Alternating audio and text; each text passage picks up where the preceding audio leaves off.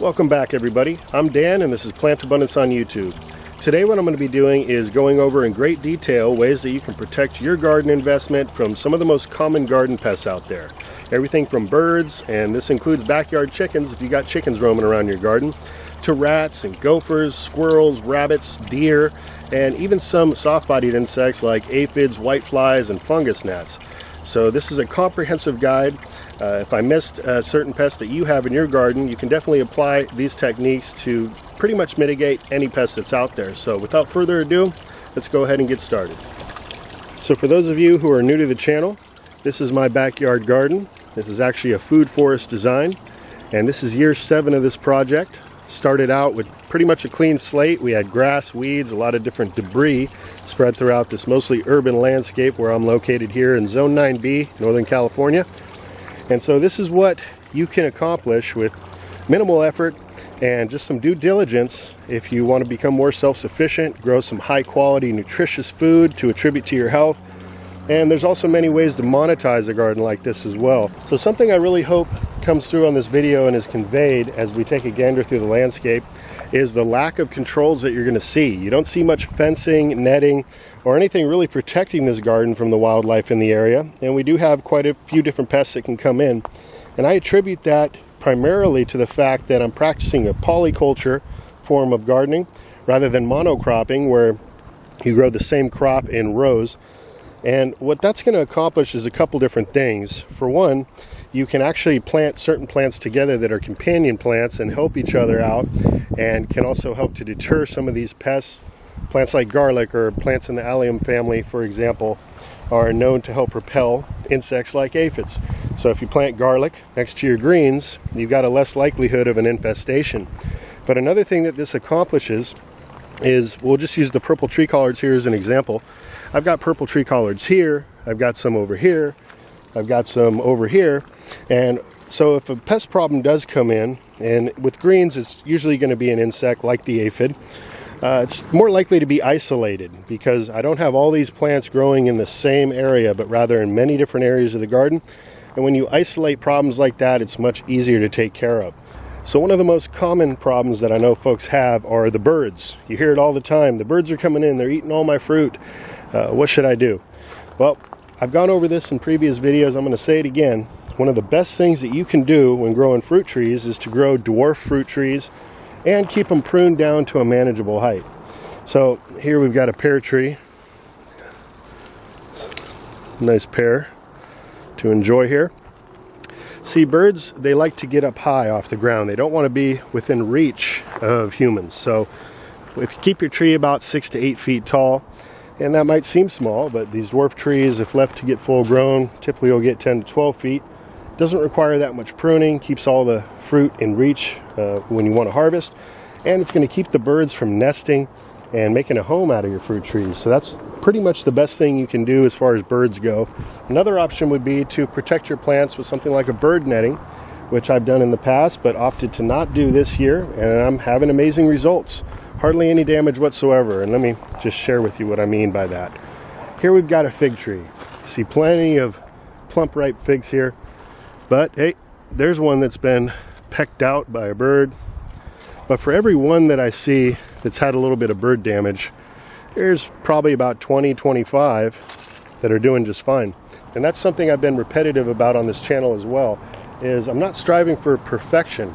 I'm willing to share a percentage of my harvest with the wildlife in the area, and that just takes the stress off, and it also just creates more of a balance in this garden and helps me to connect with nature on another level, because I'm not, like I said, trying to protect everything. I need 100% of everything I grow.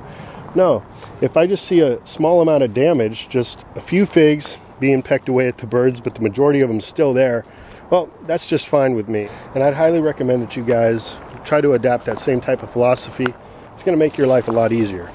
I found it to be most pertinent to protect areas of the garden that I may have just seeded.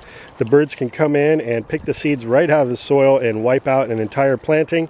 Also smaller seedlings, little baby plants. If the birds come in, decide to have themselves a little snack of greens, it can be very devastating and wipe your whole crop out. So definitely protect those seeds and young seedlings from the birds until they get more established, more mature. They're more resilient at that point. They can handle a little bit of pecking from the wildlife. Another wonderful technique is to keep a bird bath in your garden and keep it replenished with fresh, cool water for the birds. Believe it or not, you're not just attracting birds into your garden with this technique, but you're helping to quench their thirst. And a lot of times birds will come in and peck at fruit because they're thirsty. So try to keep a positive mindset when it comes to creating habitat for some of the natural wildlife to come in. Because honestly, the more natural and balanced your garden is, the more natural and balanced your harvest is going to be. Now, as far as chickens go, and I've gone over this in previous videos as well, we're here in my chicken coop. You can see I've got a young grapevine getting going here.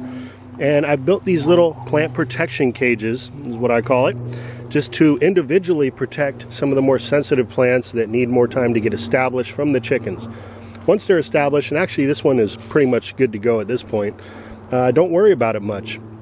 The chickens tend to not focus on one particular plant too much in my garden, as I've got so much variety. So even if they do dig around the roots a little bit, it's usually a short time of doing so and they move on to the next. So I could actually remove this cage now, but what this is some concrete wire mesh that you can pick up from your local big box store, and I covered that with some chicken wire, and it's just a hoop and reusable. So once the plant gets mature enough, I go ahead and remove those, and I use them the following season when I'm establishing some new younger plants into the garden. So a very easy solution which will allow you to let your chickens roam throughout the garden. I mentioned this as well, but flock size is also important. Too many birds and too small of a landscape, that's going to create an issue. So try to have a good balance ratio of chickens to landscape size. My garden back here, I'm currently using about 7,000 square feet of space, and I have 5 chickens at this time, and that seems to be a great balance. So I'll probably keep it like that in the future. Next, let's talk about rats and rodents in general, mice. I've had questions and comments come through many times on the channel asking me if I've ever had a rat problem, what to do about it. Well, rodents like rats and mice are one of the easiest pests to take care of.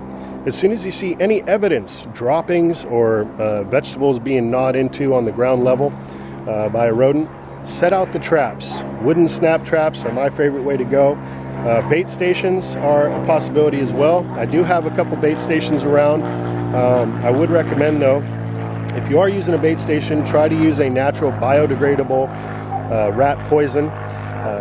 You don't want little caches of toxic poison in your garden after the rat eats some of that and then goes and dies somewhere in the corner and leaves all that toxic mess in your soil. You also don't want a rat dying somewhere and a bird of prey like hawks, which we have around here quite often, coming in, swooping up and eating that and getting sick themselves. So try to use a natural biodegradable bait, but honestly the wooden snap traps are the best, and I've never had a problem because as soon as I've ever noticed anything, I set those traps out, problem solved. So don't be worried about that, especially if you're building a food forest, you've got density. These are issues that are very easy to deal with. One word of caution, however, if you are going to apply the snap traps in your garden, if you have any pets roaming around, whether it's backyard chickens, dogs, or cats, definitely going to want to situate those traps in such a way that your pets don't have the ability to get into it, potentially get injured. One way, once again, would be to use some of this wire fencing. This is big enough for a rat to get through, but your pets will be safe. Also, having a garden cat in your garden is going to be a great defense, natural predator to rats and mice. Just a great natural way to provide that balance, which is going to take care of the problem on its own. So what about gophers? Do I have gophers here? No, I don't have gophers in this garden. Very happy about that. But I have gardened in areas where I had gophers, deer, rabbits in the past, and I've dealt with those things effectively. Now, in the case of gophers, there's a couple different things you can do. If you've got a serious gopher infestation, you're probably going to want to consider doing some trapping.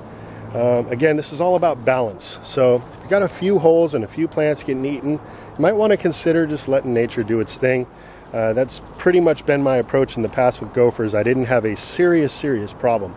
If I did have a problem, like I said, I'd probably do a bit of trapping, and also consider doing raised bed gardens and lining the bottom of those raised beds with some hardware cloth. So this here is a roll of hardware cloth, and these come in different heights and lengths. This here is a 1/2 inch hardware cloth. They also come in a 1/4 inch. Either would be sufficient for protecting your garden against gophers. So basically you're just going to line the bottom of those raised beds prior to filling it up with dirt, and that's going to create that blockage so that they can't come up into the bed. Now if you want to plant into the native soil into the ground, you're going to need to excavate some of that soil. I'd go down about 1.5 feet or so, lay that hardware cloth at the bottom of the hole, and then go ahead and backfill and plant in as you would anything else. The roots can easily go through there if they're deep diving roots, but that's going to definitely do the job. That hardware cloth will stop those gophers from making a tunnel right into your garden bed and having a free dinner. Next, let's talk about deer. Now fortunately for myself, I don't have to deal with deer in this garden design, but in previous designs I did have deer surrounding my garden. And there are very easy ways to mitigate that problem as well. Most commonly, as you're familiar with, is going to be the use of a fence. And there's different types of fences and low cost and very expensive options out there. But the most common that I'd suggest probably going with would be to just get yourself some T-posts. And here's an example of a T-post here. These just get pounded into the ground, and I'd get an 8-foot T-post like this one here, pound it in about 2 feet deep, and you can easily attach your fencing of choice. It could be anything from some of this plastic trellis fencing or some wire fencing like you see here. But the key is going to be the height of the fence. Now, you could probably get away with using just 4 feet. That's what I had at my old garden design, and that kept them at bay. But deer can jump quite high. They can actually get over even an 8-foot fence. That is a possibility. And when you have those shorter fences, you also risk the deer getting a bit injured trying to hop over that fence if they get tangled in it and whatnot. So if you are going to do just a metal fence or some netting, I'd recommend going high, like 10 feet.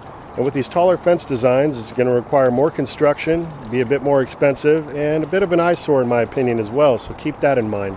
But there are other options for building a smaller fence, such as the double fence. So basically you want to build 2 fences around the perimeter of your garden, and they could be as small as 4 feet high. You're going to want them built about 3 to 4 feet from each other. And because of the deer's depth perception isn't all that great, when they look at that fence, they get intimidated because although they're able to jump high, they can't jump very far. So when they see 2 fences so close to each other, they will avoid that and go the other direction. And of course, we all know about the electric fence. The electric fence can be a good option for some folks. The one drawback, as I see it, is that it needs constant power. And there are solar powered options, and of course you're going to need some good sunshine in order for that to work year round.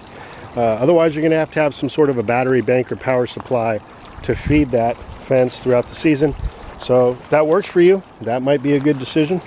Another technique that I've come across through my research that apparently folks are having some great results with is once again building just a single fence, just 4 feet tall using T-posts. But instead of using any type of a fencing material, what they're using is 30-pound clear fishing line and spacing each line about 1.5 to 2 feet apart. And so how this is supposed to work is the deer approaches the garden, doesn't see that fishing line all that well, and runs into it, becomes startled, and takes off. Now, a 30-pound test fishing line is very strong, hard to break, so this could be a very low cost and effective way to actually protect your garden from the deer. Definitely worth at least looking into. Now, what about rabbits? Well, this is another pest that I haven't had to deal with at this particular place, but I know some other folks in the neighborhood have had to deal with the issue. And the best way to deal with rabbits is, again, with a fence, and you're going to want to use this hardware cloth once again. Anything like this size, this is a 4x2 inch metal fencing, even a large rabbit can squeeze its way through there. So you only need to go about 2 feet high with a rabbit fence, but you definitely want to make sure to use a fence that has very small holes in there so that a rabbit can't squeeze through. Squirrels. Now squirrels this year have been no problem whatsoever. I have had previous years where I had quite a few squirrels, big fat squirrels coming in, dining on the garden. And once again, I didn't lose too much of my garden to the point where I was overly concerned about it. But I did take note as to how they were coming in and ways that I could prevent this issue in the future, and have had great success applying those techniques. So a couple great tips that I have for you to keep them squirrels out. And this is especially going to apply to folks in suburban and urban areas with your typical wooden fence going around the yard. Squirrels are opportunists and they like pathways. and they use these fence lines as their little highways. So one of the best ways I found to keep those squirrels out of the garden is to actually keep my fruit trees pruned away from the fence line. If you have larger canopy trees and you've got branches that are connecting and touching each other or touching the fence, that's going to just extend the highway to the squirrels. They're going to have an easy route from the fence line to the tree, crawl down into your garden. So try to keep the limbs of your trees off your fence line, and that's going to help tremendously. Another tip I have is to go ahead and have yourself a dog or two. So if those squirrels are forced to come down into the garden and you got a dog out there, more than likely it's going to scare the squirrel off. Now let's talk about some of these soft-bodied insects. So the aphids, the whiteflies, fungus, gnats, etc. Now there's many different ways that you can take care of those pests. I already mentioned doing a polyculture style garden rather than doing monocropping. That's going to be helpful. But once you've got an infestation, one of the easiest ways to take care of it is to simply blast the infected plant off with water. There's a hose attachment that I use called the bug blaster, which really spreads the water out into a nice spray, which is really easy to feed all throughout the entire plant and blast all the different crevasses in the plant. That's pretty much my first defense whenever issues like that come up. You could also use a soap water blend in a spray bottle. For that, I'd recommend using a natural biodegradable soap like Dr. Bronner's. And if you can find the Dr. Bronner's peppermint soap, that's even better. Peppermint will also help to repel those insects and kill them off. Now on a larger scale design, especially if you're having a bigger problem, those manual controls are going to be a bit too labor intensive. And so I'd recommend using something like a neem oil. Neem is extracted from the neem seed of the neem tree. It's an organic solution approved for organic gardening, safe to use, low cost when you take into account that it's a concentrate. You mix it with the water, and so you can get quite a few applications out of it. And not only will it kill off those pest insects, but it's also going to protect the plant in the future from the insects coming and re-inhabiting the plant. The one caution that I'm going to say if you're using something like neem oil is to make sure you're spraying at a time when there's not other beneficial insects in your garden like bees, wasps, butterflies. So you're going to want to spray early morning or in the evening when those beneficial insects are not present, and you may want to hold off entirely if you've noticed a lot of beneficials in your garden at a particular time, and instead use the other manual methods like the water blast technique. In conclusion, just want to reiterate that my preference is to not be a perfectionist when it comes to protecting my garden. Just like I said, I want to have a balanced situation. I don't mind sharing a certain percentage of my garden produce with the natural wildlife in the area. I think that that's what we should be striving for. But again, if situations get out of control and out of balance, then you as part of nature should come in and mitigate the problem so that you can reap that harvest and the reward that you worked for. And so with that, I'd like to thank everyone for watching. If you got anything you'd like to add to this conversation, I'd love to hear from you. So go ahead and drop your tips, tricks, and techniques in the comment section below. If you got any questions, go ahead and leave it in the comment section. I'll do my best to get back to you as soon as I can. And with that, have yourself a wonderful day. Grow lots of food. Until next time, this is Dan from PlantAbundance.com. Take care. I'll be talking to you again soon.